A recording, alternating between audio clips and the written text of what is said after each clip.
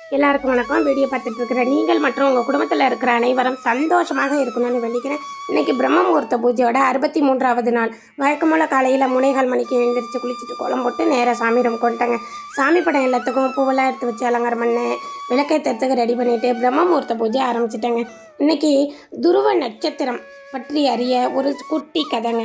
உத்தனபாதன் அப்படின்ற ஒரு மன்னன். அவருக்கு 2 மனைவிகள்.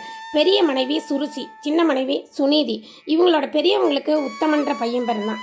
சின்னவங்களுக்கு துருவன் அப்படின்ற பையன் பிறந்திருக்கான். ஒரு சமயம் 5 வயசு பாலகனாக இருக்கும்போது துருவன் அந்தப்புறத்துக்கு போகிறான். அங்கே பெரிய மனைவியோட பையன் அப்பாவோட மடியில் உட்காந்து நல்லா விளையாண்டுட்டு இருக்கான். இப்போ இதை சின்ன பையன் பார்க்கவும் ரொம்ப ஆசையாக இருக்குது. அப்பாவோட மடியில் உட்கார்றதுக்கு ஓடி போய் காலை பிடிச்சி கிட்டே நிற்கிறாரு. உடனே அதை அப்பா கண்டுக்கவே இல்லை.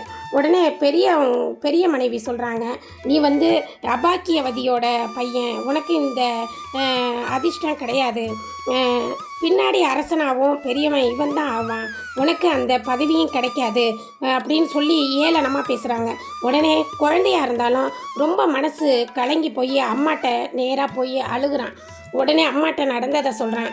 உடனே அம்மாவும் புண்ணியவதியான அவளோட வயிற்றில் பிறந்ததால தான் தந்தை மேடி உட்காந்துருக்கான்.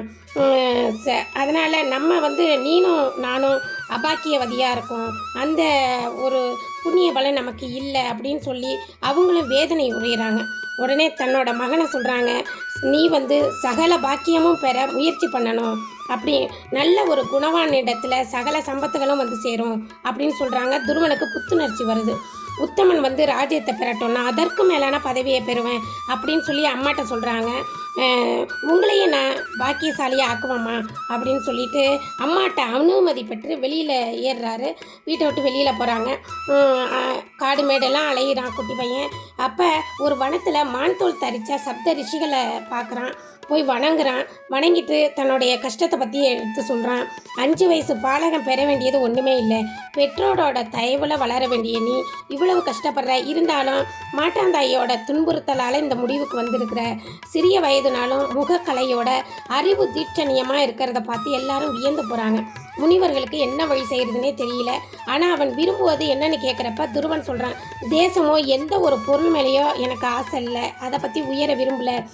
பூர்வ புண்ணிய வசத்தால் யாரும் பெற முடியாத அபூர்வமான ஒரு உன்னத பதவியை நான் விரும்புகிறேன் அப்படின்னு சொல்கிறேன்.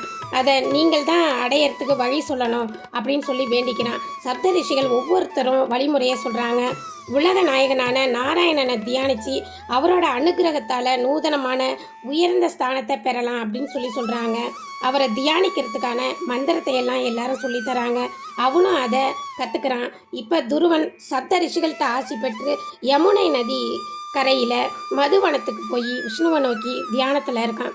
சிறு வயதாக இருந்தாலும் மனதை ஒருநிலைப்படுத்தி தியானிக்கிறான். பரமாத்மா இதை கண்டு மகிழ்ந்து அவனோட மனசில் தங்கிட்டார். இப்போ துருவன் இடக்கால ஊன்றி தியானம் பண்ணும்போது பூமி இடப்பக்கமாக தாழுது. வலக்கால ஊனி தாபம் பண்ணும்போது வலதுபுறமாக தாழ்ந்து போயிடுது. இப்போ கட்ட விரலால் பூமியில் நின்றப்ப பூலோகமே மலைகளோட அதிர்ந்து அதனுடைய மகா நதிகள்லாம் கலங்குது. இந்த செயலை கண்டு மக்கள் எல்லா உயிரினங்களும் கலக்கமடைகிறாங்க. யாமன் அப்படின்ற தேவதைகள் இந்திரன்கிட்ட போய் முறையிடுறாங்க. இந்திரன் தவத்துக்கு குந்தகம் செய்ய கட்டளையிடுறாரு. தவத்தை கலைக்க பல முயற்சி மேற்கொள்கிறாங்க எல்லாருமே.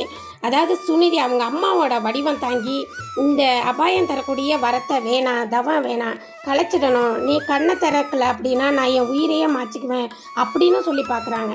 அசுரர்கள் பல கொடூர வடிவத்தோடு வராங்க. ஆயுதத்தை தாங்கி மிரட்டுறாங்க. கொன்னுடுவேன் அப்படின்னு சொல்கிறாங்க. துருவன் எதையுமே கண்டுக்கல. ஹரிநாமத்தையே உச்சரிச்சுக்கிட்டு இருக்கான். தவ வலிமையால் என்ன ஆகுமோ அப்படின்னு எல்லாருமே அஞ்சி நாராயணன்கிட்ட போய் அபயம் கேட்குறாங்க. உடனே அவர் சொல்கிறாரு, துருவன் தவ பையனா யாருடைய பதவியும் பறிக்கல, தனக்கென ஒரு தனி பதவி வேணும் அப்படின்னு தான் முயற்சித்து வரான். நீங்கள் தேவாதி தேவர்கள் எதற்கும் அஞ்ச தேவையே இல்லை அப்படின்னு சொல்லி விஷ்ணு அனுப்பி வைக்கிறாரு. துருவனை இதற்கு மேலேயும் சோதிக்க விரும்பலை மகாவிஷ்ணு.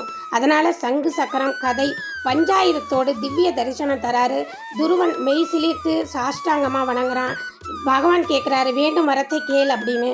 உள்ளன்போட உங்களை நான் துதிக்கணும், ஞானத்தோடு இருக்கணும், அதுக்கு அருளணும்னு சொல்கிறான்.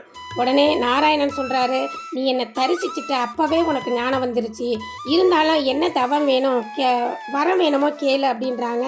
உடனே சகல வல்லமையும் படைத்த தேவர்கள்லாம் தன்னுடைய அனுகிரகத்தால் உயர்ந்த பதவியில் இருக்காங்க. என்னுடைய மாற்றான் தாய் என்னையே ரொம்ப நோகடித்து பேசிட்டாங்க. அதனால் எனக்கு உண்டான ஒரு உயர்ந்த உன்னதமான பதவி வேணும், என்னுடைய தாய்க்கும் அந்த மாதிரி வேணும் அப்படின்னு சொல்லி வேண்டான். மகாவிஷ்ணு அப்படியே கொடுக்குறாரு. துருவ நட்சத்திரமாக வானத்தில் நீ மின்னி வருவ, உங்கள் அம்மாவும் உன் பக்கத்தில் சின்ன நட்சத்திரமாக இருப்பாங்கன்னு சொல்லி வரத்தை கொடுத்துட்டாரு. ஆனால் நீ போன ஜென்மத்தில் அரசகுமாரனுக்கு நண்பனாக பிராமண குலத்தில் பிறந்து நீ அவனோட இருந்த, உன்னுடைய அவ்வாவால் தான், உன்னுடைய ஆசையால் தான் இந்த ஜென்மத்தில் நீ ராஜகுமாரனாக பிறந்த. ஆனால் நீ பெற்றவங்களுக்கு நல்ல பணிவிடைகள்லாம் செஞ்ச. அதனால் நீ இப்போ மகாவிஷ்ணுவை நோக்கி தவம் இருந்து மேலான பதவியை விரும்பி அதன்படியே மகிழ்ந்து உனக்கு துருவ நட்சத்திரமாக வானத்தில் எப்போவும் மின்னும்படியான அருளை நான் கொடுத்தேன் அப்படின்னு சொல்கிறாரு. தாயான சுனீதியும் அருகில நட்சத்திரமாக பிரகாசிப்பாங்க. யாரும் பெற முடியாத உன்னதமான பதவியை பெற்றுவிட்டான் இப்போ துருவன். இதுதாங்க துருவ நட்சத்திரத்தோட கதை. இந்த கதை பிடிச்சிருந்துச்சுன்னா லைக் பண்ணுங்கள், ஷேர் பண்ணுங்கள், சப்ஸ்கிரைப் பண்ணுங்கள். இன்றைக்கி 63வது நாள். ஒவ்வொரு நாளும் வேண்டுறது நடக்குதா அப்படின்னு நிறைய பேர் கேட்குறாங்க. வேண்டுறதும் நடக்குதுங்க, நம்ம நினைக்கிறது நடக்குது, நினைக்காததும் நடக்குது. அதாவது யாரோ ஒருத்தர் நம்மளை கையை பிடிச்சி அழைச்சிட்டு போகிற மாதிரி ஒரு உணர்வு ஒரு கட்டத்துலேயுமே நான் உணர்கிறேங்க.